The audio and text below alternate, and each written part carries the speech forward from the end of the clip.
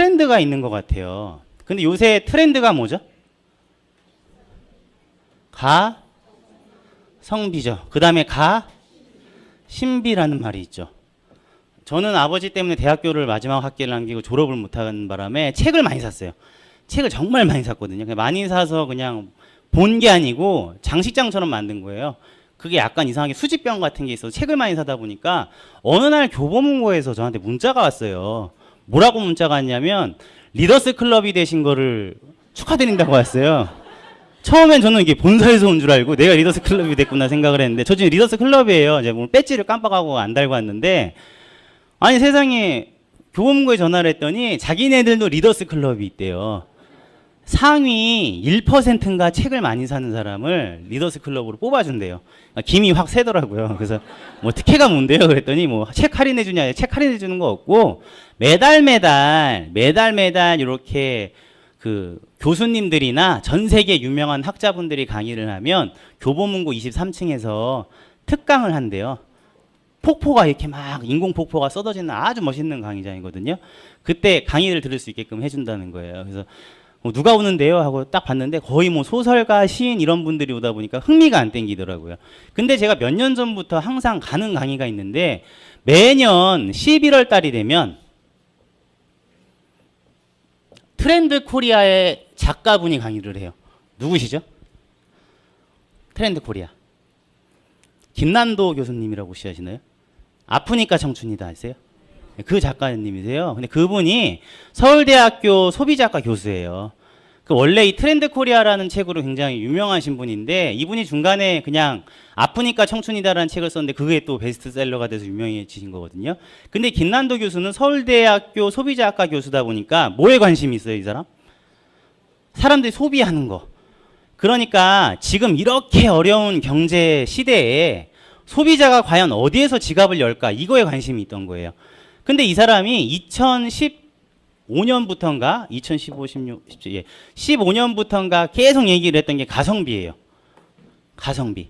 그러니까 이제 브랜드는 없고 정말로 소비자가 이 손안에 스마트폰이 있기 때문에 정말 좋고 싼가를 판단을 해요, 못해요? 하죠. 그러니까 젊은 사람들이 기저귀를 사러 이마트에 딱 갔다가 기저귀 앞에서 멈칫하죠. 바로 검색을 하죠.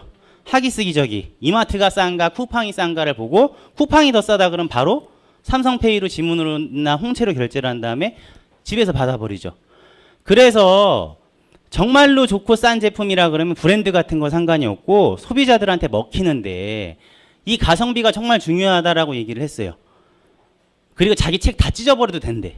나 그날 너무 충격을 받았던 게 자기가 책 팔아먹으려고 17,000원, 18,000원 책은 냈는데 두껍게 냈는데 책 다 찢어버리라 그러더라고요.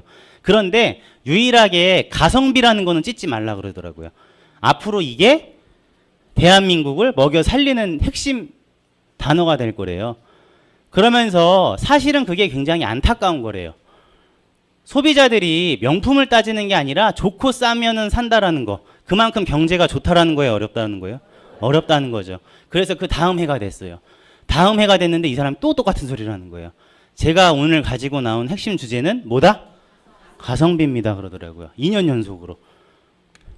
그래서 왜 가성비를 갖고 나왔냐면 자기가 전년도에 가성비라는 얘기를 했더니 많은 사람들이 은퇴 자금을 갖고 김밥집이나 커피 전문점을 차렸대요. 그러면서 1,000원에 한 줄 주던 김밥을 2줄을 주기 시작을 했대.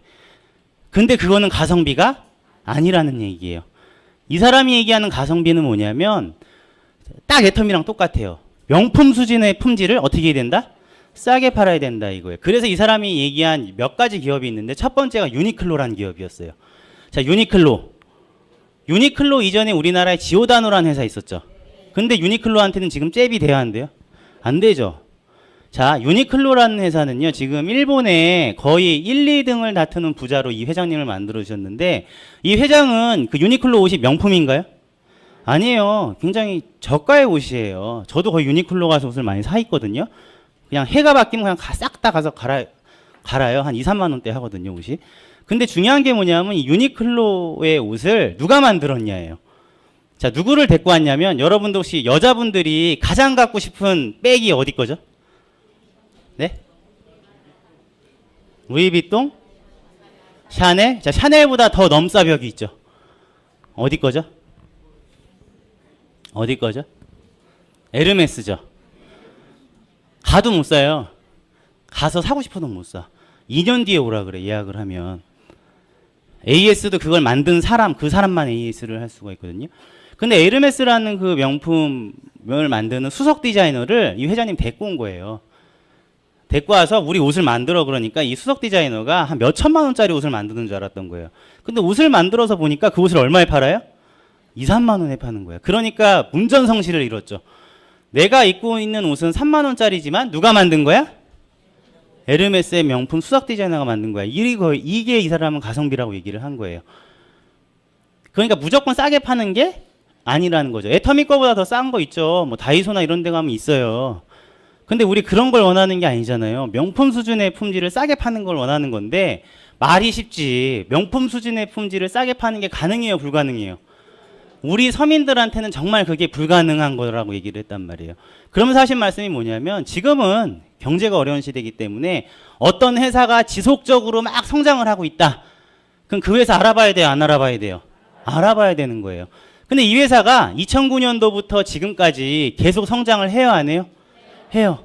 2009년도에 250억 정도를 하는 회사가 전년도에 어떻게 됐죠? 1조가 넘어갔잖아요. 국내외 매출 다 합쳐서. 그래서 아까 이 앞에 우리 백성혁 본부장님이 얘기를 해주신 것처럼 그런 이유들이 있기 때문에 계속 성장을 하고 있다라는 거죠.